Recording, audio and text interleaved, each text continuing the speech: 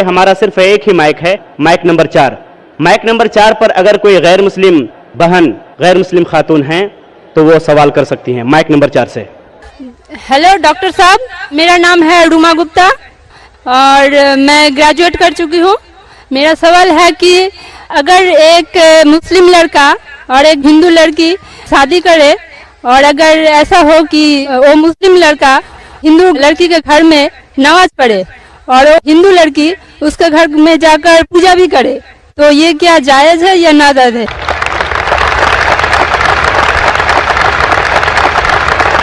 बहन का अच्छा सवाल है कि अगर एक मुसलमान लड़का हिंदू लड़की से शादी करता है तो क्या वो मुसलमान लड़का हिंदू के घर में जाके नमाज पढ़ सकता है और क्या वो लड़की मुसलमान के घर में पूजा कर सकती है? नहीं। सबसे पहले कुछ शराइत है हर चीज के। आप अगर गाड़ी रखेंगे और गाड़ी का एक पहिया रखेंगे, साइकिल का एक पहिया रखेंगे, ट्रैक्टर का, तो गाड़ी चलेंगी क्या? नहीं चलेगी। या चारों साइकिल कर दो या चारों ट्रैक्टर कर दो। इसीलिए कुरान की आयत है सूरह बकरा की सूरा नंबर 2 आयत नंबर 221 में अल्लाह ताला फरमाते हैं कि आप मुशरिका से शादी नहीं कर सकते जब तक वो ईमान न लाए। मतलब जो गैर मुस्लिम है और शिर्क कर रही है उससे आप शादी नहीं कर सकते जब तक वो ईमान ना लाए। और एक ईमान लाने वाली औरत चाहे कितनी भी बदसूरत हो वो एक मुशरिका से बेहतर है। और आगे आयत कहती है कि लड़कियां मुशरिक लड़के से शादी नहीं कर सकती जब तक वो ईमान ना लाए। एक मोमिन आदमी चाहे कितना भी बदसूरत हो वो बेहतर है बनिस्बत जो शिर्क करता है। इसकी वजह यह है कि इस्लाम में लिखा है कि अगर आप खुदा के अलावा किसी को और पूछते हैं, किसी और की इबादत करते हैं, ये सबसे बड़ा गुनाह है। और अल्लाह ताला फरमाते हैं सूरह निसा में सूरा नंबर 4 आयत नंबर 48 में और सूरा निसा सूरा नंबर 4 आयत नंबर 116 में कि अल्लाह सुब्हानहू व तआला अगर चाहे तो कोई भी गुनाह को माफ कर सकता है लेकिन शिर्क को कभी नहीं माफ करेगा। अगर एक इंसान मुशरिक जैसा मर गया तो अल्लाह ताला कभी भी उसे माफ नहीं कर सकता, क्योंकि मुशरिक वो शख्स है जो शिर्क करता है और ये सबसे बड़ा गुनाह है। क्योंकि हमारा खालिक, हमारा मालिक, हमारा ईश्वर, हमारा खुदा, हमारा भगवान, अगर हम उसको गाली देंगे, ये सबसे बड़ा गुनाह है। जिसने हमें जिंदगी दी, जिसने ये सारी चीजें हमें दी दुनिया में, अगर हम उसको गाली देंगे, उसके अलावा किसी और की इबादत करेंगे, ये शिर्क हुआ। तो इसीलिए इस्लाम में इजाजत नहीं है कि एक मुस्लिम लड़का या लड़की कोई मुशरिक लड़का या लड़की से शादी करे, ये इजाजत नहीं है। जहां तक के सवाल है कि एक आम मुसलमान हिंदू घर में नमाज पढ़ सकता है, अगर उसके सामने कोई मूर्ति नहीं है तो नमाज कहां भी पढ़ सकता है अगर जगह साफ है। हमारे रसूल मोहम्मद सल्लल्लाहु अलैहि वसल्लम फरमाते कि सारी दुनिया, सारी धरती मोमिन के लिए मस्जिद है, यानी सारी दुनिया आप कहां भी नमाज पढ़ सकते, देखना चाहिए कि साफ है, आप नमाज पढ़ सकते। तो ये आप जाके अगर हिंदू का घर में जाते हैं और वह साफ है, कोई मूर्ति आगे नहीं है, तो नमाज पढ़ने में कोई हर्ज नहीं है। जरूरी नहीं है कि आपको शादी करना चाहिए फिर आप नमाज पढ़ सकते, शादी करने की जरूरत नहीं है। नमाज पढ़ने के अगर साफ जगह है तो कोई हर्ज नहीं। इसीलिए शादी के लिए शर्त है कि दोनों का ईमान हो। और अगर आप हिंदू मजहब पढ़ेंगे तो हिंदू मजहबी किताब में भी यही लिखा है जो मैंने पहले पेश किया, पहला जो सवाल था भाई साहब का, और मैंने कहा कि हिंदू मजहब में भी यही लिखा है, ना तस्य प्रतिमास्ति, उस ईश्वर, उस भगवान, उस खुदा का कोई अक्स नहीं, कोई मूर्ति नहीं, कोई फोटोग्राफ नहीं, कोई पेंटिंग नहीं, कोई पोर्ट्रेट नहीं, कोई आइडल नहीं, कोई स्टैच्यू नहीं। अगर ये मान ले कि कम से कम जो यकसा है हिंदू और इस्लाम के मजहबी किताब में, कम से कम उसके ऊपर अमल करे तो अक्सर हमारे मुश्किलात दूर हो जाएंगी। जो यकसा नहीं है उसको कल डिस्कस कर सकते। और अगर आप तहकीक करते हैं, तहकीक करते, हिंदू मजहब की किताब पढ़ते और इस्लाम मजहब की किताब पढ़ते, दोनों में लिखा है खुदा एक है, दोनों में लिखा है खुदा का कोई अक्स नहीं है, दोनों में लिखा है कि खुदा का कोई बुत नहीं है। दोनों में लिखा है कि खुदा के अलावा किसी और की इबादत नहीं करना चाहिए। दोनों में लिखा है कि आखिरी पैगंबर मोहम्मद सल्लल्लाहु अलैहि वसल्लम में, दोनों में लिखा है कि शराब नहीं पीना चाहिए। मैं हवाले दे सकता हूं और मैं तकरीर एक दिया हूं, similarities between Islam and Hinduism, Islam और हिंदुइज्म में यकसानियत, दोनों किताब में आप अगर पढ़ेंगे कुरान मजीद में सूरह माइदा सूरह 5 आयत नंबर 90 में लिखा है कि शराब पीना हराम है। अब Manusmriti chapter number 9 verse number 225 पढ़ेंगे, उसमें लिखा है शराब पीना हराम है। कुरान में लिखे सूरह माइदा सूरह नंबर 5 आयत नंबर 3, सूरह बकरा सूरह नंबर 2 आयत नंबर 173, सूरह अनाम सूरह नंबर 6 आयत नंबर 145 और सूरह नहल चैप्टर 16 वर्स 115 में हुर्रिमत अलैकुमुल मैततु वद्दमु वलहमुल खिंजीर वमा उहिल्ला लिगैरिल्लाह बिही, क्या आपके लिए हराम है मरा हुआ गोश्त, खून, सूअर का गोश्त और वो खाना जिसके ऊपर अल्लाह के अलावा किसी और का नाम लिया गया है। आप अगर हिंदू मजहबी किताब पढ़ेंगे उसमें भी लिखा है क्या सूअर का गोश्त खाना हराम है। अगर आप तहकीक करेंगे काफी यकसानियत है। इस्लाम मजहबी किताब में लिखा है कुरान में सूरह नूर में सूरह नंबर 24 आयत नंबर 30 और 31 के अंदर हिजाब के बारे में, औरत को अल्हम्दुलिल्लाह हिजाब में होना चाहिए, सर से ढका होना चाहिए उसका जिस्म, सिर्फ जो दिख सकता है वो चेहरा और हथेली तक के। आप अगर हिंदू मजहब किताब पढ़ेंगे ऋग्वेद बुक नंबर 8 में लिखा है और ऋग्वेद बुक नंबर 10 में भी लिखा हुआ है कि औरत को अपने सिर के पल्लों को डालना चाहिए चेहरे पे। ऋग्वेद में भी लिखा है कि जब मर्द को देखे तो नजर नीचे करना चाहिए। ये कुरान मजीद में लिखा है सूरह नूर सूरह नंबर 24 आयत नंबर 30 और 31 कि जब भी कोई खातून मर्द को देखती है जो उसका शौहर या करीबी रिश्तेदार नहीं है, और जब भी कोई मर्द कोई औरत को देखता है और करीब रिश्तेदार नहीं है तो उसे नजर नीचे करना चाहिए।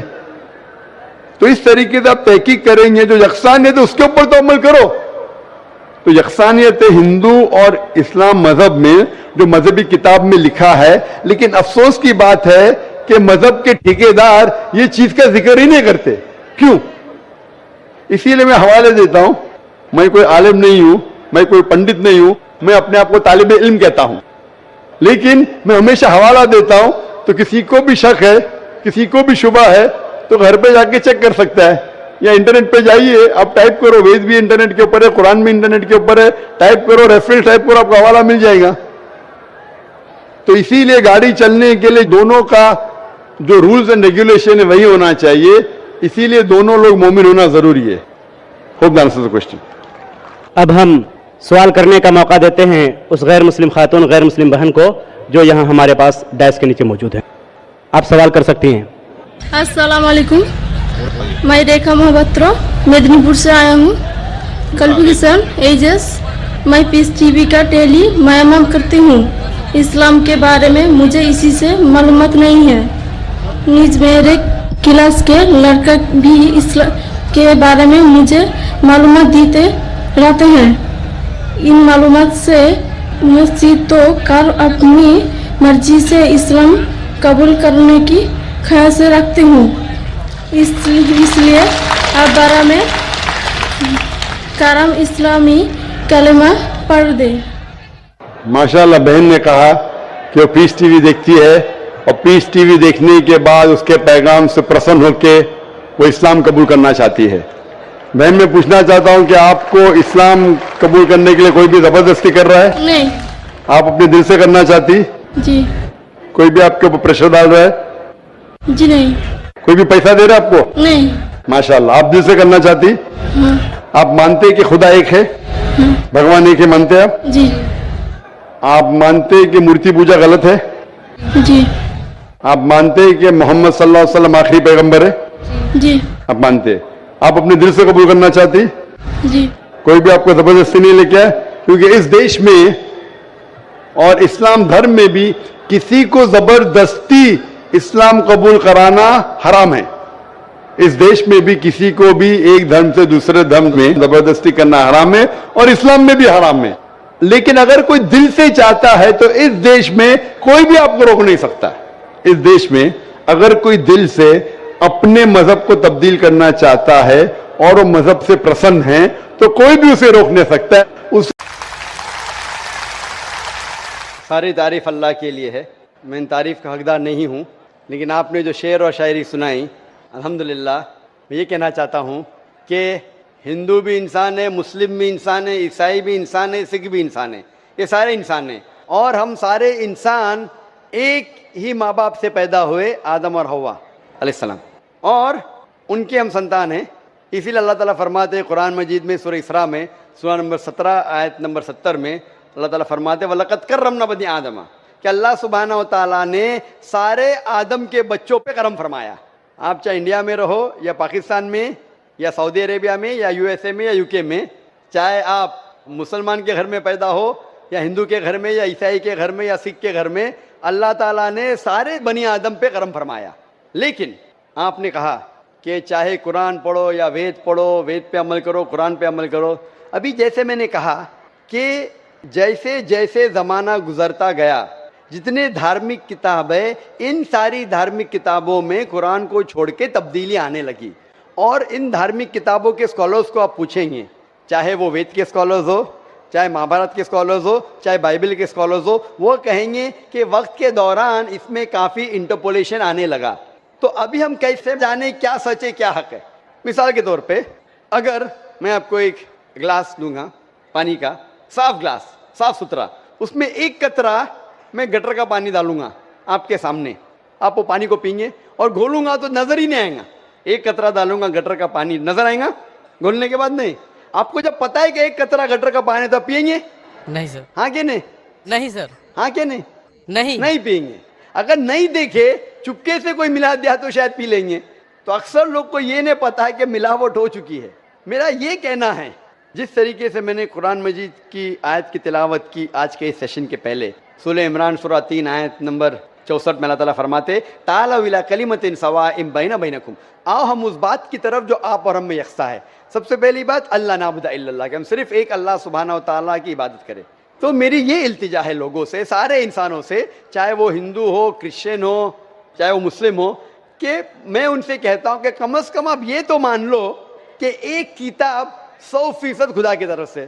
तो वो हिंदू कहेगा मुझे कोई एतराज नहीं मानने के लिए कि वेद 100% खुदा की किताब है। वो क्रिश्चियन कहेगा मुझे नहीं एतराज है मानने के लिए कि बाइबल 100% खुदा की तरफ से। वो मुसलमान कहेगा मुझे कोई एतराज नहीं मानने के लिए कि कुरान 100% खुदा की तरफ से। तो मैं कहता हूं कि जो ये तीनों किताबों में यकसा है, कम से कम उस पर तो अमल करे। जो डिफरेंस है वो कल डिस्कस करेंगे। Let us agree what is common, let us follow. जो यकसा है उसके ऊपर तो किसी को एतराज होना ही नहीं चाहिए। तो ये फॉर्मूला लोग क्यों नहीं इख्तियार करते? लोग क्या करते, नॉर्मली इंटरफेथ डायलॉग में हिंदू पंडित आके बोलते हैं सब धर्म सर्वधर्म सब धर्म एक है, वो मुस्लिम आके बोलेगा सब धर्म एक है, वो क्रिश्चियन पादरी आके बोलेगा सब धर्म एक है। ये सिर्फ नाटक है। अगर सारे धर्म एक है तो मैं हिंदू से कहूंगा अगर सब धर्म एक है तो मुसलमान बन जाओ। पंडित बोलेगा नहीं। वो क्रिश्चियन से कहूंगा सब धर्म एक है तो फादर को बोलूंगा अब हिंदू क्यों नहीं बन जाते? मैं ये नहीं कहता हूं सब धर्म एक है, सब धर्म में अच्छाई है। जो यकसा है उसके ऊपर अमल करो, जो यकसा नहीं है उसको डिस्कस बाद में करेंगे। कम से कम जो यकसा है उसके ऊपर तो अमल करें, इसमें किसी को एतराज नहीं होना चाहिए। मैं कभी भी तकरीर में बाकी धर्म की गलतियां नहीं निकालता हूं, उनकी अच्छाइयां पेश करता हूं। जो यकसानियत है उसको दिखाता हूं मैं। अनलेस कोई डिबेट में मुझे मजबूर करे तो अलग बात है, लेकिन अक्सर मैं धर्म की अच्छाइयां बयान करता हूं और जो यकसानियत है उसके ऊपर अमल करने के लिए कहता हूं। इसीलिए मैं कहता हूं अगर Christian means a person who follows the teachings of Jesus Christ peace be upon him, अगर ईसाई आप उसे कहते हैं जो ईसा अलैहिस्सलाम का कहना मानता है, तो मैं कहता हूं मैं और हम मुसलमान ईसाइयों से ज्यादा ईसाई है, ईसाइयों से ज्यादा ईसाई है। क्योंकि अगर आप बाइबल पढ़ेंगे ईसा अलैहिस्सलाम क्या फरमाते हैं, हम मुसलमान उसके ऊपर ज्यादा अमल करते हैं। बाइबल में लिखा है कि ईसा अलैहिस्सलाम फरमाते हैं कि एक भी चीज अगर आप ओल्ड टेस्टामेंट की नहीं मानेंगे तो आप जन्नत में नहीं जाएंगे। बाइबल में लिखा है बुक ऑफ लेविटिकस में कि आप सूअर का गोश्त मत खाओ। Book of Deuteronomy chapter number 14 verse number 8 में, book of Isaiah chapter number 65 verse number 2 से 5 में लिखा है सूअर का गोश्त मत खाओ। हम मुसलमान नहीं खाते लेकिन अक्सर ईसाई खाते। बाइबल में लिखा है बुक ऑफ एफिसियंस में चैप्टर नंबर 5 वर्स नंबर 18 में कि आप शराब मत पियो। Book of Proverbs chapter number 20 verse number 1 में क्या शराब नहीं पीना चाहिए। हम मुसलमान शराब नहीं पीते, अक्सर ईसाई शराब पीते। बाइबल में लिखा है gospel of Luke chapter number 2 verse number 21 में पढ़ेंगे ईसा अलैहिस्सलाम का खतना किया गया था 8 दिन पे। मुसलमान की खतना होती है लेकिन अक्सर ईसाई की खतना नहीं होती। तो अगर आप देखेंगे कि ईसाई का मतलब वो कि जो ईसा अलैहिस्सलाम का कहना मानता है, तो आप बाइबल पढ़ेंगे तो आप जानेंगे मुसलमान ईसाई से ज्यादा ईसाई है। उसी तरीके से आप हिंदू की किताब अगर पढ़ेंगे, हिंदू मानी क्या कि हिंदू एक्चुअली ज्योग्राफिकल डेफिनेशन है भाई साहब। हिंदू मीन्स, ये सबसे पहले हिंदू किसने लफ्ज दिया था? अरबों ने जब हिंदुस्तान में आए, उस टाइम हिंदुस्तान कहते नहीं जाता था, जब अरब आए तो यहाँ कहने लगे हिंदी। हिंदी जो ये इंडस वैली सिविलाइजेशन था, इस अतराफ में जो भी लोग रहते थे उसे अरब कहते थे हिंदी। तो ये लफ्ज हिंदू आया अरबों से। इसीलिए मैं आज भी जब जाता हूँ सऊदी अरेबिया, लोग कहते हिंदी हिंदी हिंदी में। तो ज्योग्राफिकली मैं हिंदू हूँ, जो हिंदुस्तान में रहता है वो हिंदू है। और पंडित जवाहरलाल नेहरू कहते हैं कि ये लफ्ज हिंदू, कोई भी हिंदू शास्त्र में आपको नहीं मिलेगा जब तक मुसलमान हिंदुस्तान में नहीं आए। अरब हिंदुस्तान आने के बाद ये लफ्ज हिंदू उनके शास्त्र में आया। उसका मतलब ये लफ्ज हिंदू दिया मुसलमानों ने। तो Hindu is a geographical definition. तो उस डेफिनेशन से मैं हिंदुस्तान में रहता हूँ और मुझे गर्व है कि मैं हिंदुस्तानी हूँ। तो उस डेफिनेशन से मैं हिंदू हूँ। और अगर आप बोलते धार्मिक वेद पढ़ेंगे तो वेद को पढ़ चुका हूँ मैं, भगवत गीता पढ़ चुका, महाभारत पढ़ चुका। जो यक्षान है तो उसके ऊपर अमल करता हूँ। जो अहम है, जो ब्रह्म सूत्र हिंदुइज्म का, एकम ब्राह्मण देवत्या नास्ते नैना नास्ते किंचन, भगवान एक ही है, दूसरा नहीं है, नहीं है, नहीं है, जरा भी नहीं है। तो ये कहना मंजिल एक है और रास्ते अलग है, मंजिल एक है लेकिन रास्ते अलग है, ये कह रहे हैं। मैं कहता हूं कि मंजिल अगर एक है, अगर आपको जाने का है, किधर भी जाने का है तो एक डायरेक्शन ही रहेगा ना। फिर चाहे आप ट्रेन से जाओ, चाहे बस से जाओ, चाहे प्लेन से जाओ, दिशा लेकिन एक होना चाहिए। आपकी दिशा ही गलत है तो पहले मंजिल को तो तलाश करो। मंजिल क्या है पहले वो तो जान लो। तो सारी धार्मिक किताब में मंजिल एक ही है कि खुदा एक है, उस खुदा का कोई अक्स नहीं है और सिर्फ उस खुदा की इबादत करना चाहिए। और सारी किताबों में, चाहे बाइबल हो, चाहे वेद हो, कुरान में लिखा है कि आखिरी पैगंबर जो आपको रास्ता दिखाएंगे मोहम्मद सल्लल्लाहु अलैहि वसल्लम में। बाइबल आप पढ़ेंगे, बाइबल में लिखा है गॉस्पेल ऑफ जॉन में चैप्टर नंबर 16 में वर्स नंबर 12 से 14 में ईसा अलैहिस्सलाम फरमाते हैं, I have many things to say unto you, but ye cannot bear them now. For he, when the Spirit of truth shall come, he shall guide you into all truth. He shall not speak of himself, all that he hears shall he speak. यहाँ ईसा अलैहिस्सलाम कहते हैं कि मुझे आपको बहुत कुछ कहना है, लेकिन आज आप समझ नहीं पाएंगे।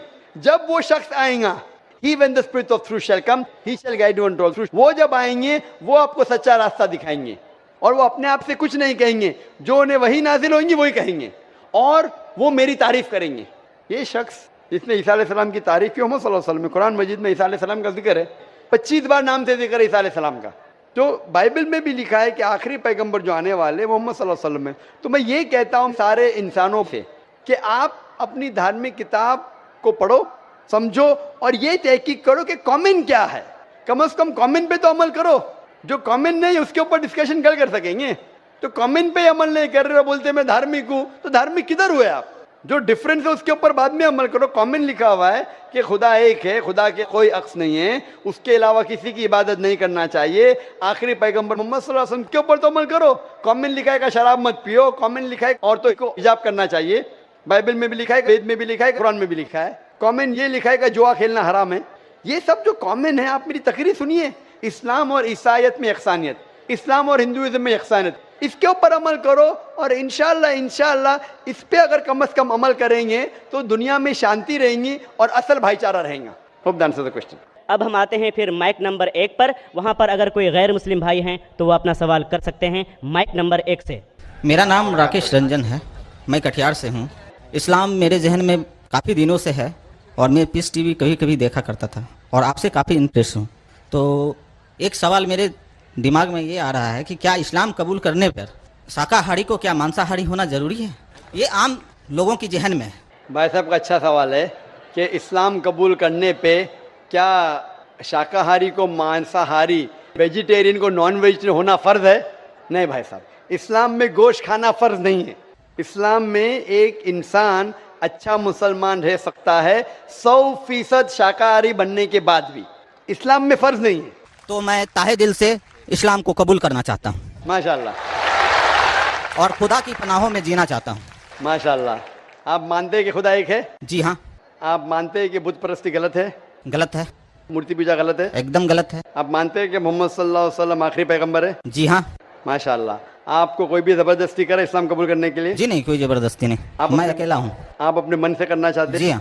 आपको कोई भी जबरदस्ती नहीं कर रहा कोई है? ज़बरदस्ती नहीं। कोई भी रिश्वत नहीं दे रहा है? रिश्वत किस चीज़ क्या देगा? पूछ रहा हूँ क्योंकि जी नहीं। एक बार ऐसा हुआ था पूना के अंदर, माशाल्लाह 19 लोग ने माशाल्लाह इस्लाम कबूल किया। तो पुलिस जाके पूछी तो डॉक्टर साहब ने कितने डॉलर्स दिए आपको? तो इसीलिए मैं सब लोग के सामने, पुलिस के सामने ही पूछ रहा हूँ। तो हक की बात के लिए डर क्या? तो आप अपने दिल से करना चाहते हैं। और गोश्त खाना इस्लाम में फर्ज नहीं है, फराइज बहुत कम है। इस्लाम में फराइज और हराम बहुत कम है। लोग समझते बहुत चीज फर्ज है। और एक किताब है क्या, 70 मेजर सिन में, बड़े गुनाह 70। तो ये 70 चीज में 70 जो मेन फर्ज और हराम लिखा है उसके अंदर, कुल मिला के और हुई है, लेकिन मेन ये है। तो इसके अंदर कहीं भी नहीं लिखा है कि गोश्त खाना फर्ज है। लोग को ये गलत फहमी है कि मुसलमान को गोश्त खाना ही चाहिए। हाँ, इजाजत है, इजाजत वेद में भी है, इजाजत कुरान में भी है। अगर आपको टेस्टी लगता है खाओ, नहीं टेस्टी लगता मत खाओ। आपको अगर पसंद नहीं आता मत खाओ। तो आप अपने खुश आवाज से इस्लाम कबूल करना चाहते हैं? जी हाँ। तो इंशाल्लाह मैं अरबी में कहूँगा और आप उसे दोहराइए। अशहदु असदु अल्लाह अल्लाह इलाहा इलाहा इल्लल्लाह इल्लल्लाह व अशहदु वसदु अन्ना अन्ना मुहम्मदन मोहम्मदन अब्दुहु अब्दुहु व रसूलुहु। वसलु। मैं शहादत देता हूँ मैं शहादत देता हूँ कि अल्लाह के अलावा कोई माबूद नहीं और मोहम्मद सल्लल्लाहु अलैहि वसल्लम उसके पैगंबर और बंदे हैं। माशाल्लाह आप मुस्लिम हो चुके और आप जिंदगी भर अगर शाकाहारी भी रहेंगे तो कोई हर्ज नहीं है। Thank you. गोश्त खाना फर्ज नहीं है। और अल्हम्दुलिल्लाह आप कुरान मजीद का तर्जुमा पढ़िए। और मैं ऑर्गेनाइज से दरख्वास्त करूँगा कि जितने भी गैर मुसलमान जो इस्लाम कबूल कर रहे और नहीं भी कबूल कर रहे, सब लोग को हो सके तो इंशाअल्लाह तर्जुमा दीजिए कुरान मजीद का और उनको पढ़ने दीजिए। और इंशाअल्लाह मैं दुआ करूँगा अल्लाह सुब्हानहू व तआला से कि आपको और हिदायत दे और इस दुनिया और आखिरत में सबसे बेहतरीन ज़िंदगी दे। धन्यवाद। आईन जवां मर्दां हक गोई व बेबाकी, आईन जवां मर्दां हक गोई व बेबाकी, अल्लाह के शेरों को आती नहीं रुबाही। अगला सवाल माइक नंबर 2 से। वहाँ पर अगर कोई गैर मुस्लिम भाई मौजूद हैं तो अपना सवाल कर सकते हैं माइक नंबर 2 से। डॉक्टर साहब को मेरा एवं सभी मोमिनों को मेरा सत सत नमन। पीने का क्या मज़ा है जो छुप छुप के पी गई, इस्लाम नाम जाम की है इसे सबको दिखा के पी। पीते हैं लोग अक्सर बोतल की ये शराब। ऐसा है डॉक्टर साहब, मैं अपने आप से बोल रहा हूँ, मैं अपने आप से बोल रहा हूँ। पीते हैं लोग अक्सर बोतल की ये शराब, हुब्सों की आग को दिल से बुझा के पी। इसीलिए मैं आपके प्यार में और आपके प्यार ने कहीं हमारी जन्मभूमि समस्तीपुर डिस्ट्रिक्ट के दलसिंह सराय प्रखंड में एक छोटा सा पार पंचायत है, उस पंचायत का मैं निवासी, मेरा नाम जानकी दास, उतना दूरी से खींच लाया। धन है यह किशनगंज की धरती और मैं अपने मर्जी से सच्चे मन से इस्लाम धर्म कबूल करूंगा।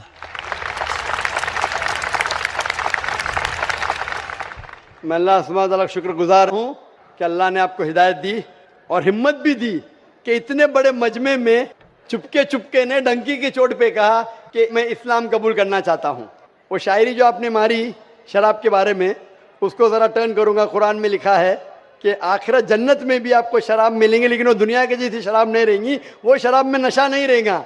आप वैसी शराब अगर खुल के पिएंगे जन्नत में इंशाअल्लाह, वो शराब जिसमें नशा नहीं रहेगा।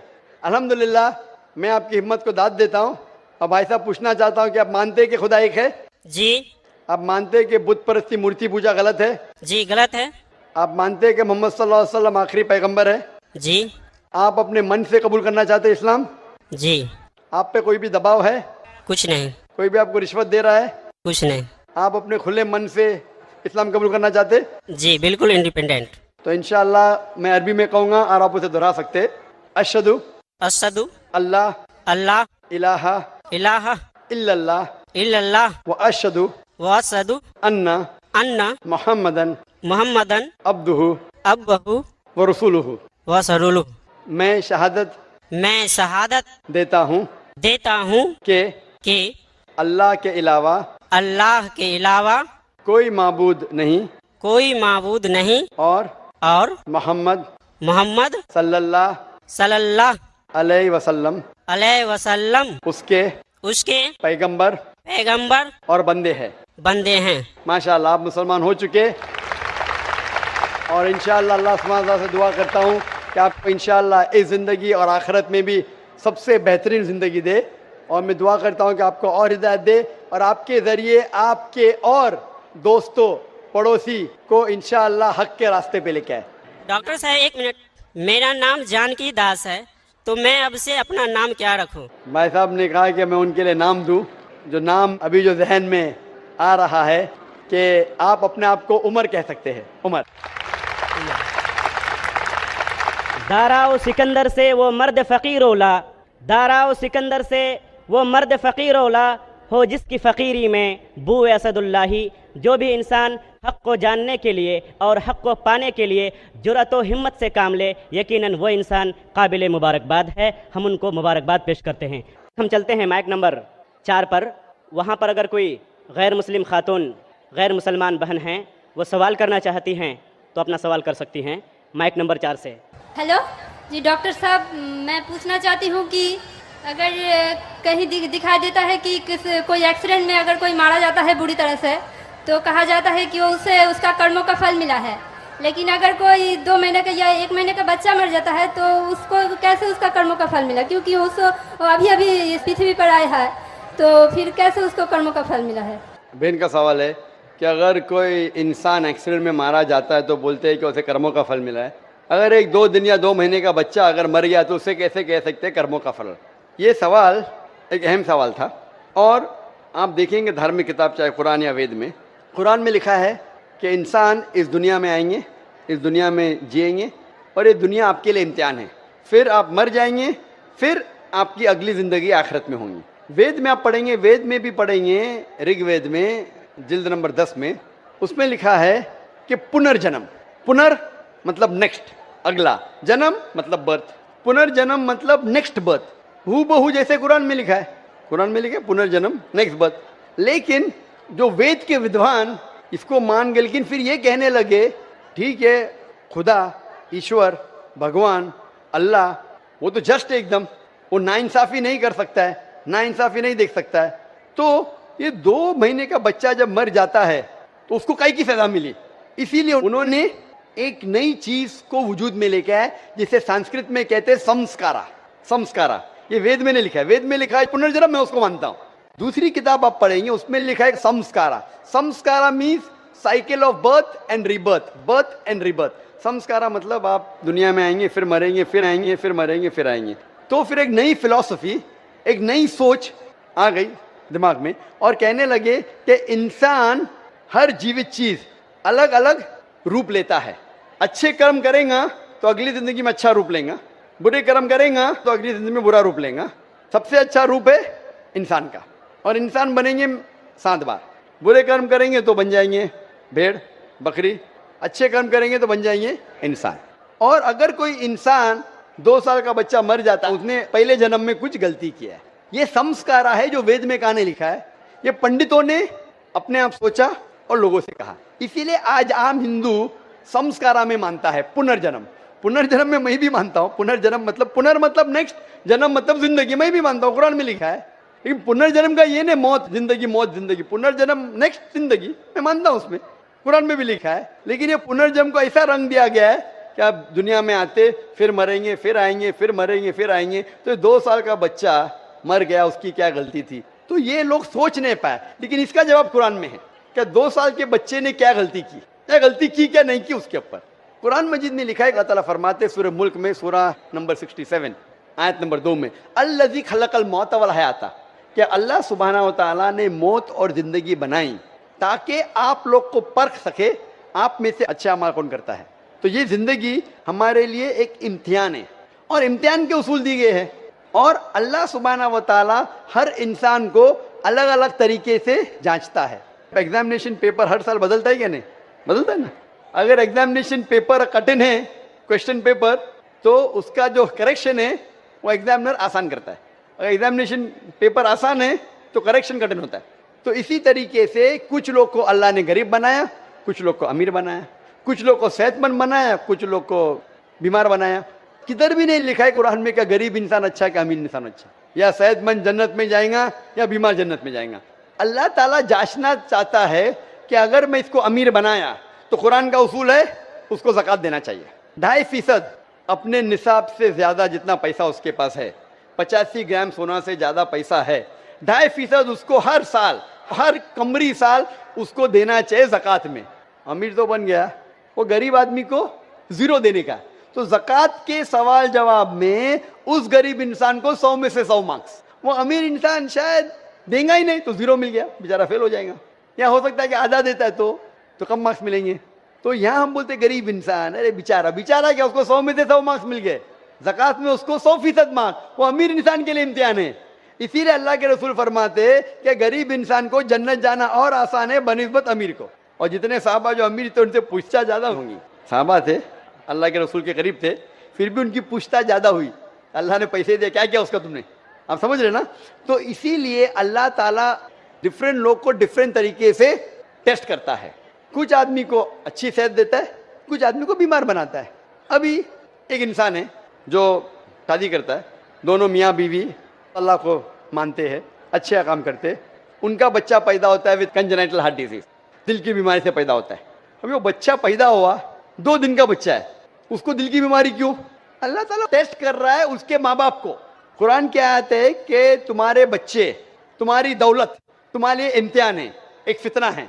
फितना अरबी में मानिए इम्तिहान, उर्दू में फितना के 2 मानी होते हैं, एक होता है फितना, एक होता है इम्तिहान। तो कुरान मजीद में फितना जब कहा गया वो इम्तिहान है। आपके बच्चे, आपकी दौलत आपके लिए इम्तिहान है। ज़्यादा दौलत है तो खैरात में देना चाहिए, बच्चे हैं तो आपके लिए इम्तिहान है। तो अल्लाह ताला टेस्ट करना चाहते उन मियाँ बीवी को कि अगर मैं उनके लिए ऐसा बच्चा पैदा करूं जिसको हार्ट डिजीज है, फिर भी वो मेरे पे ईमान लाते क्या नहीं। जितनी कठिन इम्तिहान उतनी डिग्री ऊंची। आप बीए के लिए अपेयर होंगे तो आपको सिंपल ग्रेजुएशन बीए मिलता है। अगर एमबीबीएस के लिए अपेयर होते, जैसा पास होता है आपके नाम के आगे लगता है डॉक्टर, बट एमबीबीएस एग्जाम पास करना बीए से बहुत कठिन है। मैं भी एमबीबीएस पास किया, छोड़ दिया, लेकिन क्योंकि मैं डॉक्टर से और अच्छे मैदान में आ गया, दावत के मैदान में आ गया। वो जो कह रही है बहन, क्या वो 2 साल के बच्चे की क्या गलती, क्या उम्र गया? कभी भी कुछ भी परेशानी किसी